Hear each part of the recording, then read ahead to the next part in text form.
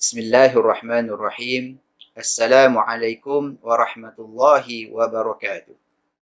Alhamdulillah, bertemu lagi kita dalam sesi pembelajaran online bagi mata pelajaran pendidikan Islam, dan pada hari ini kita akan belajar lagi satu tajuk di bawah bidang adab, iaitu ilmu dituntut, adab dipelihara, siri yang pertama untuk tahun 3.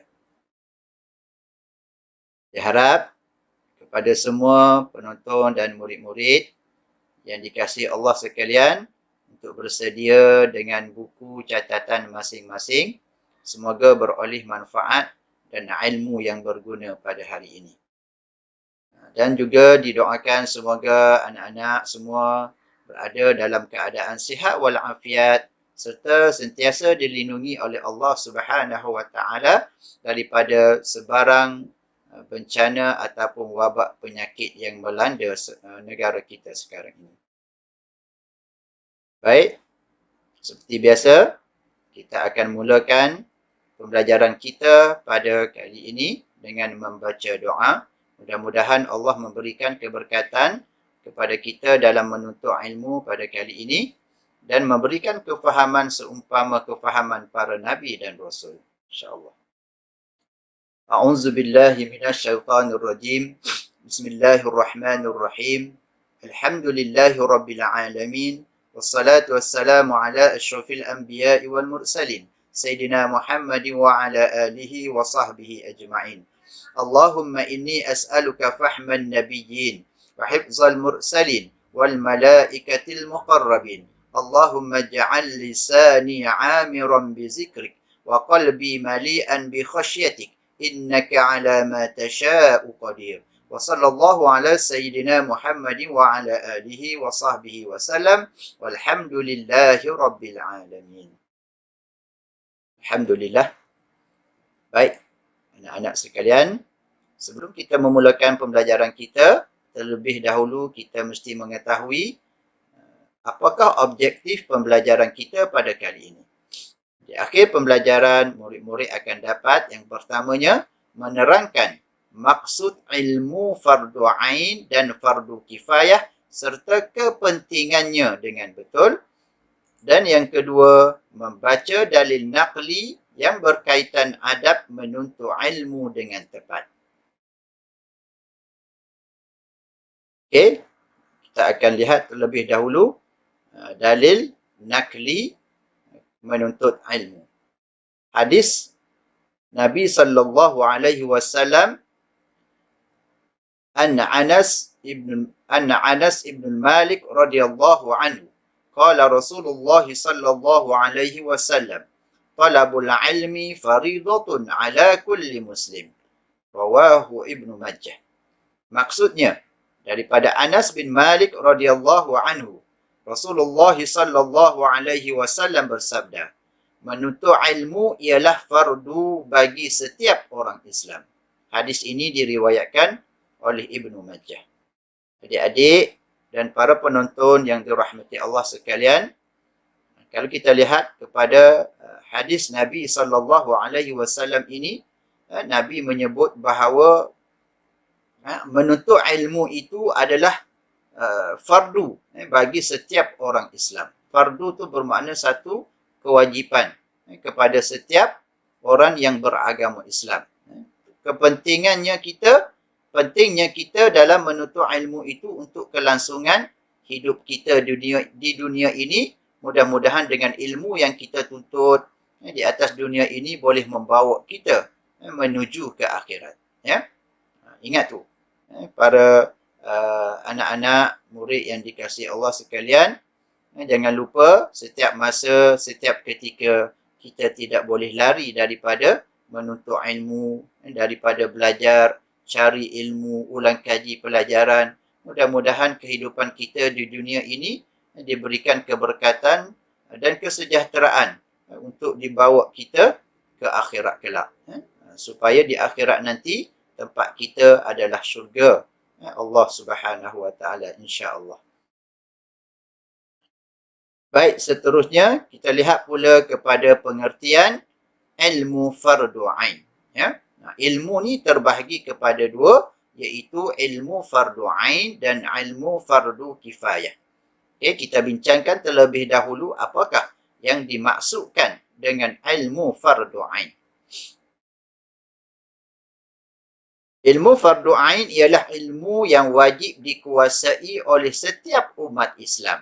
Sebagai contohnya, solat fardu. Ya? Solat fardu. Contoh lain lagi, puasa di bulan Ramadan. Ya? Zakat. Itu semua ilmu fardu ain. Ya? Setiap umat Islam perlu menguasai ilmu-ilmu ini. Kerana apa? Kewajipan ini ditetapkan ke atas setiap individu yang beragama Islam. Individu yang beragama Islam. Maka semua orang Islam perlu belajar dan wajib belajar berkaitan dengan ilmu solat, ilmu bab puasa, ilmu bab zakat dan seumpamanya. Ya, kepentingan ini diletakkan ke atas setiap orang yang beragama Islam. Baik, apakah kepentingan ilmu fardu ain ini? Okay, yang pertamanya, melaksanakan perintah Allah Subhanahu Wa Taala dengan sebaik-baiknya. Ya? Sebab apa? Ia adalah suatu kepentingan kita melaksanakan perintah Allah Subhanahu Wa Taala. Ya? Sebab apa? Ilmu fardu ain ini ilmu yang wajib dituntut oleh setiap orang Islam. Jadi kalau sesiapa yang tidak menuntut ilmu, tidak cari ilmu yang diwajibkan, maka dia telah kufur kepada Allah. Dia telah tidak melaksanakan perintah Allah Subhanahu Wa Taala. Okey, yang kedua. Yang kedua, menegakkan syiar Islam. Ya, orang yang menuntut ilmu ini, ilmu fardu ain ini, dia telah menegakkan syiar Islam. Apa itu syiar Islam? Syiar itu bermaksud lambang ataupun kebesaran agama kita, lambang kebesaran agama kita, menuntut ilmu. Selain daripada itu, apakah syiar Islam? Contohnya azan, solat berjamaah, itu semua syiar Islam, lambang kepada orang Islam itu sendiri. Baik, yang ketiga, membentuk peribadi yang sempurna. Pentingnya kita belajar ilmu fardu ain ini untuk membentuk peribadi kita, untuk membentuk akhlak kita, serta sahsiah diri kita. Dengan belajar itu, dengan ilmu yang kita ada itu, yang kita pelajari, ia boleh membentuk kepribadian Muslim yang sempurna. Dan yang keempat, hidup bahagia dan sejahtera. Orang yang berilmu, orang yang sentiasa belajar ini, hidup dia dijamin akan bahagia dan sejahtera di dunia dan di akhirat kelak, insya-Allah. Dengan adanya ilmu itu, manusia yang beragama Islam ini khasnya tidak lagi melakukan perkara-perkara yang dilarang oleh Allah Subhanahu Wa Taala. Kan? Tanpa ilmu menyebabkan manusia hilang pedoman, menyebabkan manusia boleh melakukan perkara-perkara yang dilarang oleh Allah Subhanahu Wa Taala. Benda-benda yang Allah larang tu dia buat, kan? Sebab apa? Tidak ada ilmu dalam dirinya. Sebab itu pentingnya kepada kita orang Islam ini untuk menuntut ilmu sejak daripada kita kecil sampai kita mati. Tak habis-habis. Semakin kita menuntut ilmu, semakin kita tidak tahu. Itulah antara kata-kata yang biasa kita dengarkan. Belajar ni, kan, semakin kita belajar, semakin kita tak tahu. Kerana apa? Kerana ilmu Allah itu amat luas, kan? Amat luas yang kita tidak mampu untuk menggapai semua ilmu yang ada di atas dunia ini. Okey, baik. Anak-anak, seterusnya kita lihat pula kepada ilmu fardu kifayah. Apakah yang dimaksudkan dengan ilmu fardu kifayah? Ilmu fardu kifayah ialah ilmu yang wajib dikuasai oleh sebahagian umat Islam. Contohnya solat jenazah. Contohnya apa lagi? Ilmu yang berkaitan dengan ekonomi, ilmu yang berkaitan dengan kejuruteraan, ilmu yang berkaitan dengan perubatan. Tidak semua manusia wajib menguasai ilmu-ilmu ini. Tetapi sebahagian manusia kena menguasai ilmu ini. Berbeza dengan fardu ain tadi. Fardu ain, setiap manusia kena kuasai ilmu tersebut. Berbeza dengan fardu kifayah, hanya sebahagian manusia yang beragama Islam sahaja yang perlu menguasai ilmu ini. Kalau maknanya, kalau tidak ada seorang di dalam tempat tinggal kita itu yang tidak pandai, contohnya ilmu perubatan ataupun ilmu ekonomi, maka semuanya akan berdosa. Ya? Semuanya akan berdosa kalau tidak ada siapa pun yang menuntut ilmu tersebut. Contohnya kalau dalam solat jenazah pula, kan? Solat jenazah ni, kalau ada kematian di kampung kita, satu kampung tidak menguruskan jenazah tersebut, maka satu kampung itulah akan berdosa. Itu. Berbeza dengan fardu ain tadi, kan? Fardu ain, kalau dia tak buat, maka dia sahaja yang berdosa. Kan? Contohnya kalau Minah ni tak solat, maka Minah itu sahaja yang berdosa. Bukan semua satu kawasan kampung itu berdosa. Okay, baik, seterusnya kita lihat pula kepentingan ilmu fardu kifayah. Apakah kepentingan ilmu fardu kifayah ini? Kepentingan itu bermakna pentingnya ilmu fardu kifayah itu. Untuk apa? Yang pertama, mewujudkan masyarakat yang bekerja sama. Ya? Maknanya, dalam sesebuah masyarakat itu, kena ada kerjasama, contohnya dalam pengurusan jenazah. Kan? Kena ada kerjasama.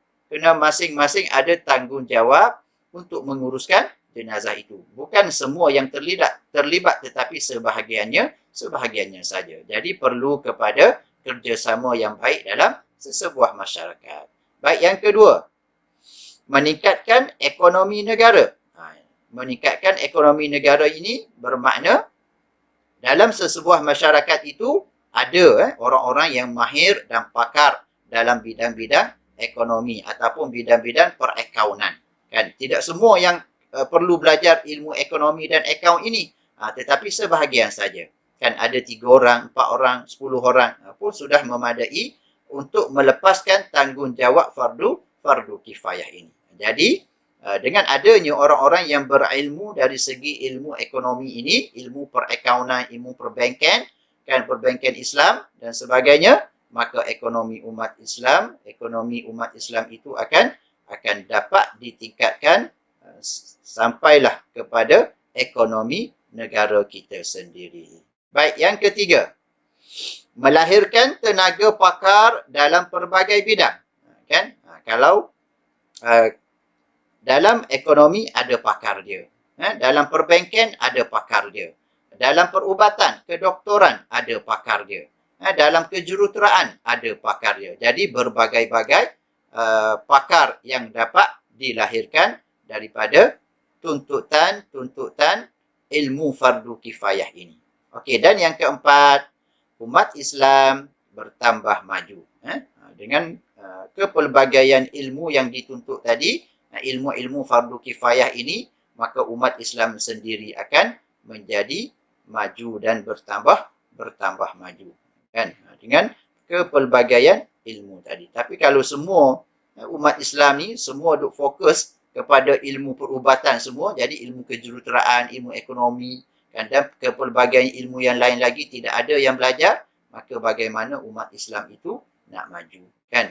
Jadi pentingnya umat Islam ini belajar berbagai-bagai jenis ilmu dan disiplin ilmu itu sendiri. Okay? Itulah yang berkaitan dengan ilmu fardu kifayah. Setakat itu saja pembelajaran kita pada kali ini. Terima kasih kerana menonton video ini. InsyaAllah kita akan jumpa lagi di video yang akan datang di siri yang kedua. Oleh itu jangan lupa untuk subscribe channel saya dan jangan lupa untuk tekan butang loceng notification untuk mendapatkan video-video yang terkini daripada channel saya Murabbidin. Wabillahi taufiq wal hidayah. Wassalamualaikum warahmatullahi wabarakatuh. Bye bye.